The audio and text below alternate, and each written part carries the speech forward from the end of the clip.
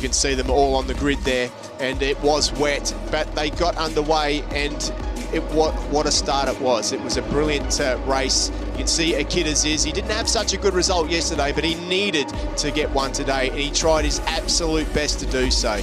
As he headed in, he was in 4th position. Adib Rosley was up there too. You can see him in 4th. That was definitely a rider to keep in mind. The wet weather spread the group out more than we might have thought, but it was Mahendra on the 570 machine up the front. 89, of course, was in the battle for the victory as well. That was Nugaro. But it was the man, Adib Rosley, near the front more than not. Yeah, and what impressed me right from the start of this race was the way that Mahendra looked like a potential winner right from the start. He's a new kid on the block here.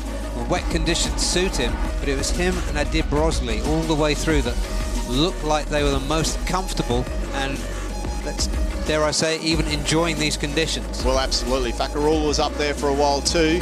You can see him there in 3rd at the moment, and also Kinley Cole Paz was there, and Akita Ziz doing the best that he could to hang on to that group for the UMA Racing team. And then it was a group of 4 as things started to get serious with Fazli Sham in there having his shot at the lead. He was pretty competitive yesterday in the dry too, but when it counted, he wasn't there yesterday. Could he do it today? He was tucked in as they headed into that all-important braking area. But the strongest man, it seemed, always on brakes was Mahendra.